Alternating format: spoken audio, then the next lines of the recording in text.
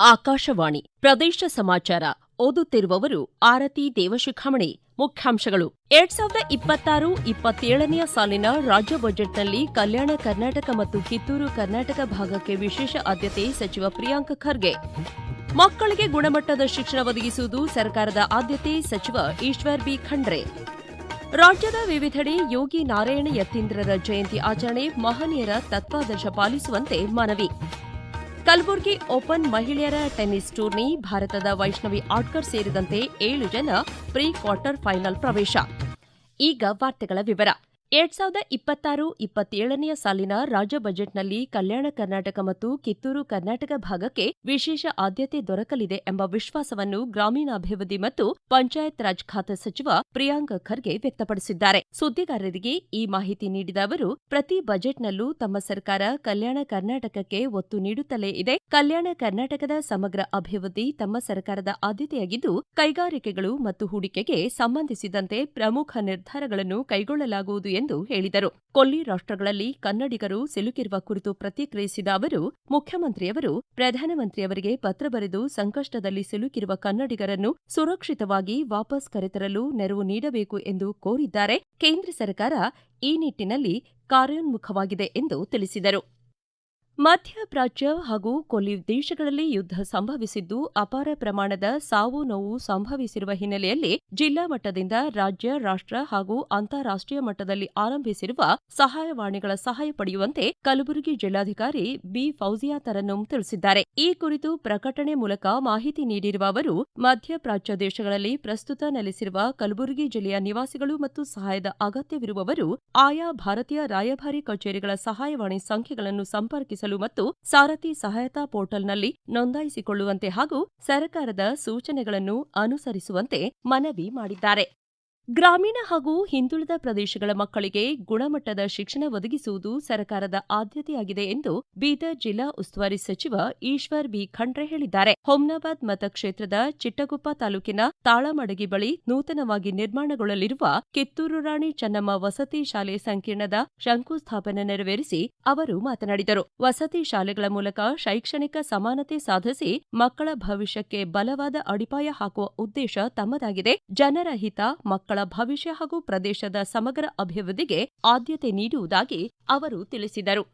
ಮಾನವರೆಲ್ಲರೂ ಒಂದೇ, ಮನುಕುಲದ ಉದ್ಧಾರವೇ ಶ್ರೇಷ್ಠ ಎಂದು ಕೈವಾರ ತಾತಯ್ಯನವರು ನಂಬಿದ್ದು, ಈ ಕುರಿತು ಸಾಕಷ್ಟು ಕೀರ್ತನೆಗಳನ್ನು ರಚಿಸಿ ನಮ್ಮೆಲ್ಲರಿಗೂ ಮಾರ್ಗದರ್ಶಕರಾಗಿದ್ದಾರೆ ಎಂದು ಶಾಸಕ ಎಸ್ಎನ್ ಚನ್ನಬಸಪ್ಪ ಸ್ಮರಿಸಿದ್ದಾರೆ. ಶಿವಮೊಗ್ಗದ ಕುವೆಂಪು ರಂಗಮಂದಿರದಲ್ಲಿ ಆಯೋಜಿಸಲಾಗಿದ್ದ ಕೈವಾರ ತಾತಯ್ಯ ಜಯಂತಿ ಕಾರ್ಯಕ್ರಮ ಉದ್ಘಾಟಿಸಿ ಅವರು ಮಾತನಾಡಿದರು. ನಾವೆಲ್ಲರೂ ನಮ್ಮ ಸಂಸ್ಕೃತಿಯ ಪ್ರತಿಬಿಂಬವಾಗಿರುವ ನಡೆ, ನುಡಿ, ಜೀವನ ಮೌಲ್ಯಗಳ ಮಹತ್ವವನ್ನು ಸಾರುವ ಸಮಾಜ ಸುಧಾರಕರ ಮಹನೀಯರ ತತ್ವಾದರ್ಶಗಳನ್ನು ಪಾಲಿಸಬೇಕು. ಮಕ್ಕಳಿಗೆ ಗುಣಮಟ್ಟದ ಶಿಕ್ಷಣ ನೀಡುವ ಮುಖೇನ ಪಾಲಕರು ದೇಶಕ್ಕೆ ಉತ್ತಮ ಪ್ರಜೆಗಳನ್ನು ನೀಡಬೇಕು ಎಂದು ಧಾರವಾಡ ಅಪರ ಜಿಲ್ಲಾಧಿಕಾರಿ ಗೀತಾ ಸಿಡಿ ಮನವಿ ಮಾಡಿದ್ದಾರೆ. ಧಾರವಾಡದ ಕರ್ನಾಟಕ ಕುಲಪುರೋಹಿತ ಆಲೂರು ವೆಂಕಟರಾವ್ ಸಾಂಸ್ಕೃತಿಕ ಭವನದಲ್ಲಿ ಧಾರವಾಡ ಜಿಲ್ಲಾಡಳಿತ ಹಾಗೂ ಕನ್ನಡ ಮತ್ತು ಸಂಸ್ಕೃತಿ ಇಲಾಖೆ ಸಹಯೋಗದಲ್ಲಿ ಆಯೋಜಿಸಲಾದ ಶ್ರೀ ಯೋಗಿ ನಾರಾಯಣ ಯತೀಂದ್ರರ ಜಯಂತಿ ಉದ್ಘಾಟಿಸಿ ಅವರು ಮಾತನಾಡಿದರು. ಇದೇ ಸಂದರ್ಭದಲ್ಲಿ ನಾಗರಾಜ್ ಶಿಗ್ಗಾವಿ ವಿಶೇಷ ಉಪನ್ಯಾಸ ನೀಡಿದರು ಹಾಗೂ ಕನ್ನಡ ಮತ್ತು ಸಂಸ್ಕೃತಿ ಇಲಾಖೆ ಸಹಾಯಕ ನಿರ್ದೇಶಕರಾದ ಕುಮಾರ್ ಬೆಕ್ಕೇರಿ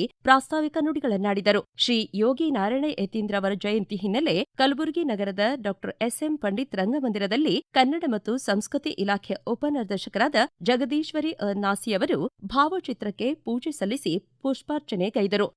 ಕೈವಾರ ತಾತಯ್ಯನವರು ಧಾರ್ಮಿಕ ಜಾಗೃತಿ ಮೂಡಿಸಿದ ಮಹಾನ್ ಸಂತರು. ಅವರ ಉಪದೇಶಗಳು ಮಾನವನ ಜೀವನಕ್ಕೆ ದಾರಿದೀಪವಾಗಿವೆ ಎಂದು ಕೊಪ್ಪಳ ಜಿಲ್ಲಾ ಚುನಾವಣಾ ಶಾಖೆಯ ತಹಸೀಲ್ದಾರ್ ರವಿಕುಮಾರ್ ವಸ್ತ್ರದ್ ಹೇಳಿದ್ದಾರೆ. ಏಪ್ರಿಲ್ 8ರಿಂದ 3 ದಿನಗಳ ಕಾಲ ಕೊಡಗಿನಲ್ಲಿ ಪಾಸ್ಪೋರ್ಟ್ ಮೇಳ ಆಯೋಜಿಸಲು ಬೆಂಗಳೂರು ವಿಭಾಗೀಯ ಪಾಸ್ಪೋರ್ಟ್ ಕಚೇರಿ ನಿರ್ಧರಿಸಿದೆ. ಈ ಕುರಿತು ಮಾಹಿತಿ ನೀಡಿರುವ ಮೈಸೂರು ಕೊಡಗು ಲೋಕಸಭಾ ಕ್ಷೇತ್ರದ ಸಂಸದ ಯದುವೀರ್ ಕೃಷ್ಣದತ್ತ ಚಾಮರಾಜ ಒಡೆಯರ್, ಕೊಡಗು ಜಿಲ್ಲೆಯ ಹಲವಾರು ಜನ ಪಾಸ್ಪೋರ್ಟ್ ಅಗತ್ಯ ಕುರಿತು ಮನವಿ ಸಲ್ಲಿಸಿದ್ದರು. ಈ ಹಿನ್ನೆಲೆಯಲ್ಲಿ ಕಳೆದ ಬಾರಿ ವಿದೇಶಾಂಗ ಸಚಿವಾಲಯದ ಕಾರ್ಯದರ್ಶಿ ಶ್ರೀಪ್ರಿಯಾ ರಂಗನಾಥನ್ ಅವರನ್ನು ಭೇಟಿ ಮಾಡಿ ಕೊಡಗು ಜಿಲ್ಲೆಯಲ್ಲಿ ಪಾಸ್ಪೋರ್ಟ್ ಮೇಳ ಆಯೋಜಿಸಲು ಮನವಿ ಸಲ್ಲಿಸಲಾಗಿತ್ತು ಎಂದು ತಿಳಿಸಿದರು. ಈಗ ಪ್ರಕಟಣೆ, ನಂತರ ಪ್ರದೇಶ ಸಮಾಚಾರ ಮುಂದುವರಿಯುವುದು.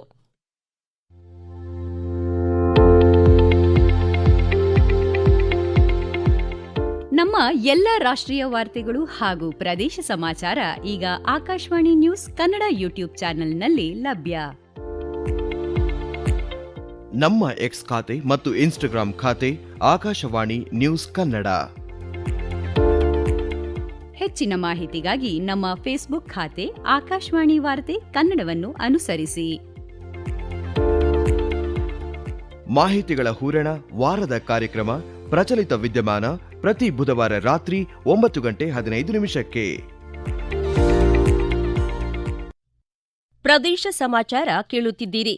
ಕಲಬುರಗಿ ನಗರದ ಚಂದ್ರಶೇಖರ್ ಪಾಟೀಲ್ ಕ್ರೀಡಾಂಗಣದಲ್ಲಿ ಆಯೋಜಿಸಲಾಗಿರುವ ಕಲಬುರಗಿ ಐಟಿಎಫ್ ಮಹಿಳಾ ಟೆನ್ನಿಸ್ ಟೂರ್ನಿ ಪ್ರಧಾನ ಸುತ್ತಿನ ಪಂದ್ಯಾವಳಿಗಳಿಗೆ ಜಿಲ್ಲಾ ಉಸ್ತುವಾರಿ ಸಚಿವ ಪ್ರಿಯಾಂಕ ಖರ್ಗೆ ಮತ್ತು ವೈದ್ಯಕೀಯ ಶಿಕ್ಷಣ ಖಾತೆ ಸಚಿವ ಡಾ ಶರಣಪ್ರಕಾಶ್ ಪಾಟೀಲ್ ಚಾಲನೆ ನೀಡಿದರು. ಐಟಿಎಫ್ ಕಲಬುರಗಿ ಓಪನ್ ಮಹಿಳೆಯರ ಟೆನ್ನಿಸ್ ಕ್ರೀಡಾಕೂಟದ ಮೊದಲ ಸುತ್ತಿನ ಪಂದ್ಯದಲ್ಲಿ ವೈಷ್ಣವಿ ಆಡ್ಕರ್ ಸ್ವದೇಶದ ಚೇವಿಕಾ ರೆಡ್ಡಿ ಸಮಾ ಅವರನ್ನು 6-0, 6-3 ಅಂತರದಿಂದ ಪರಾಭವಗೊಳಿಸಿ ಪ್ರೀ ಕ್ವಾರ್ಟರ್ ಫೈನಲ್ ಪ್ರವೇಶಿಸಿದರು. ಥೈಲ್ಯಾಂಡಿನ ಅಂಚಿಸಾ ಚಂತಾ 6-2, 6-0 ಅಂತರದಿಂದ ಗ್ರೇಟ್ ಬ್ರಿಟನ್ನ ಅಲೆಗ್ರಾ ಕೋರ್ಪಾನೆಕ್ ಡೇವಿಸ್ ರನ್ನು ಮಣಿಸಿ ಪ್ರೀ ಕ್ವಾರ್ಟರ್ ಫೈನಲ್ ಪ್ರವೇಶಿಸಿದರು. ಉಳಿದಂತೆ ರಷ್ಯಾದ ಸೋಫಿಯಾ ಮಾರ್ಟಿನೋವಾ, ಸೋಫಿಯಾ ಸುಸ್ಲೋವಾ ಹಾಗೂ ಉಜ್ಬೇಕಿಸ್ತಾನದ ಮಿಲಾನಾ ಮಸ್ಲೆಂಕೋವಾ 16ರ ಘಟ್ಟಕ್ಕೆ ಪ್ರವೇಶಿಸಿದರು. ಡಬಲ್ಸ್ ವಿಭಾಗದ ಮೊದಲ ಸುತ್ತಿನಲ್ಲಿ ಭಾರತದ ಆಕಾಂಕ್ಷಾ ದಿಲೀಪ್ ನಿಟ್ಟೋರೆ ಸೋಹಾ ಸಾದಿಕ್ ಜೋಡಿ 6-2, 5-7, 11-9 ಅಂತರದಿಂದ ಸಿಂಗಾಪುರ್ ಜೋಡಿ ವಿರುದ್ಧ ಜಯ ಗಳಿಸಿತು.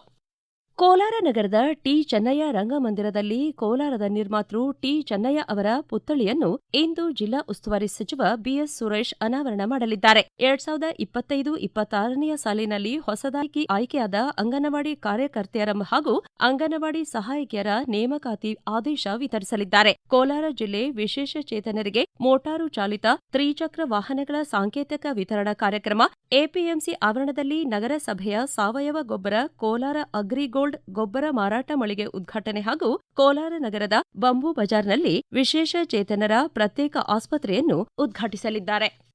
ಬೆಂಗಳೂರು ಗ್ರಾಮಾಂತರ ಜಿಲ್ಲೆಯ ಕಂದಾಯ ಸೇವೆಗಳ ಗ್ಯಾರಂಟಿ ಸಮರ್ಪಣಾ ಸಮಾವೇಶದ ಕಾರ್ಯಕ್ರಮ ಇಂದು ಹೊಸಕೋಟೆಯಲ್ಲಿ ಆಯೋಜಿಸಲಾಗಿದೆ. ಕಂದಾಯ ಖಾತೆ ಸಚಿವ ಕೃಷ್ಣ ಬೈರೇಗೌಡ ಅವರ ಸಮಕ್ಷಮದಲ್ಲಿ ನಡೆಯಲಿರುವ ಈ ಕಾರ್ಯಕ್ರಮದಲ್ಲಿ ಸುಮಾರು 3,100 ದರಖಾಸ್ತು ಪೋಡಿ, 10,200 ಪೌತಿ ಖಾತೆ ಹಾಗೂ 1,700 ಸಾಮಾಜಿಕ ಭದ್ರತೆ ಅಭಿಯಾನದಡಿ ಒಟ್ಟು 15,000 ಕಂದಾಯ ಸೇವೆಗಳ ದಾಖಲೆಗಳನ್ನು ವಿತರಿಸಲಾಗುವುದು ಎಂದು ಜಿಲ್ಲಾಧಿಕಾರಿ ಡಾ ಕೆಎನ್ ಅನುರಾಧ ತಿಳಿಸಿದ್ದಾರೆ.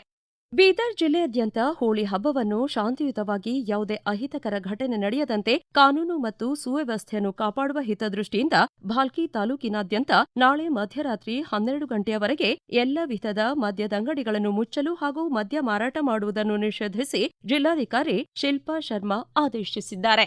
ದ್ವಿತೀಯ ಪಿಯುಸಿ ಪರೀಕ್ಷೆಗಳು ನಡೆಯುತ್ತಿರುವ ಹಿನ್ನೆಲೆಯಲ್ಲಿ ಪರೀಕ್ಷಾ ಕೇಂದ್ರಗಳಲ್ಲಿ ಪಾರದರ್ಶಕತೆ ಮತ್ತು ಶಿಸ್ತು ಕಾಪಾಡುವ ಉದ್ದೇಶದಿಂದ ಜಿಲ್ಲಾ ಪಂಚಾಯತ್ ಕಚೇರಿಯಲ್ಲಿ ವೆಬ್ಕಾಸ್ಟಿಂಗ್ ವ್ಯವಸ್ಥೆಯನ್ನು ಸ್ಥಾಪಿಸಲಾಗಿದೆ ಎಂದು ಧಾರವಾಡ ಜಿಲ್ಲಾ ಪಂಚಾಯತ್ ಮುಖ್ಯ ಕಾರ್ಯನಿರ್ವಾಹಕ ಅಧಿಕಾರಿ ಭುವನೇಶ್ ಪಾಟೀಲ್ ತಿಳಿಸಿದ್ದಾರೆ. ಧಾರವಾಡ ಜಿಲ್ಲೆಯ ವಿವಿಧ ಕಾಲೇಜುಗಳಿಗೆ ಭೇಟಿ ನೀಡಿ ನಂತರ ಸುದ್ದಿಗಾರರೊಂದಿಗೆ ಮಾತನಾಡಿದ ಅವರು, ಜಿಲ್ಲೆಯಲ್ಲಿ ಒಟ್ಟು 43 ಪರೀಕ್ಷಾ ಕೇಂದ್ರಗಳ ಚಟುವಟಿಕೆಗಳನ್ನು ನೇರ ಪ್ರಸಾರದ ಮೂಲಕ ವೀಕ್ಷಿಸಲಾಗುತ್ತಿದೆ. ಎಲ್ಲ ಕೇಂದ್ರಗಳಲ್ಲಿಯೂ ಶಾಂತಿಯುತ ಮತ್ತು ಸುವ್ಯವಸ್ಥಿತ ವಾತಾವರಣದಲ್ಲಿ ಪರೀಕ್ಷೆಗಳು ಸುಗಮವಾಗಿ ನಡೆಯುತ್ತಿವೆ. ವಿದ್ಯಾರ್ಥಿಗಳು ಆತ್ಮವಿಶ್ವಾಸದಿಂದ ಮತ್ತು ನಿರ್ಭಯವಾಗಿ ಪರೀಕ್ಷೆಯನ್ನು ಬರೆಯಲು ಸೂಕ್ತ ವ್ಯವಸ್ಥೆ ಕಲ್ಪಿಸಲಾಗಿದೆ ಎಂದು ತಿಳಿಸಿದರು. ಕೊನೆಯಲ್ಲಿ ಮತ್ತೊಮ್ಮೆ ಮುಖ್ಯಾಂಶಗಳು. 2026-27ನೇ ಸಾಲಿನ ರಾಜ್ಯ ಬಜೆಟ್ನಲ್ಲಿ ಕಲ್ಯಾಣ ಕರ್ನಾಟಕ ಮತ್ತು ಕಿತ್ತೂರು ಕರ್ನಾಟಕ ಭಾಗಕ್ಕೆ ವಿಶೇಷ ಆದ್ಯತೆ, ಸಚಿವ ಪ್ರಿಯಾಂಕ ಖರ್ಗೆ. ಮಕ್ಕಳಿಗೆ ಗುಣಮಟ್ಟದ ಶಿಕ್ಷಣ ಒದಗಿಸುವುದು ಸರ್ಕಾರದ ಆದ್ಯತೆ, ಸಚಿವ ಈಶ್ವರ್ ಬಿ ಖಂಡ್ರೆ. ರಾಜ್ಯದ ವಿವಿಧೆಡೆ ಯೋಗಿ ನಾರಾಯಣ ಯತೀಂದ್ರರ ಜಯಂತಿ ಆಚರಣೆ, ಮಹನೀಯರ ತತ್ವಾದರ್ಶ ಪಾಲಿಸುವಂತೆ ಮನವಿ. ಕಲಬುರಗಿ ಓಪನ್ ಮಹಿಳೆಯರ ಟೆನ್ನಿಸ್ ಟೂರ್ನಿ, ಭಾರತದ ವೈಷ್ಣವಿ ಆಡ್ಕರ್ ಸೇರಿದಂತೆ 7 ಜನ ಪ್ರೀ ಕ್ವಾರ್ಟರ್ ಫೈನಲ್ ಪ್ರವೇಶ. ಇಲ್ಲಿಗೆ ಪ್ರದೇಶ ಸಮಾಚಾರ ಮುಕ್ತಾಯವಾಯಿತು. ನಮ್ಮ ಮುಂದಿನ ರಾಷ್ಟ್ರೀಯ ವಾರ್ತಾ ಪ್ರಸಾರ 7:35 ನಿಮಿಷಕ್ಕೆ.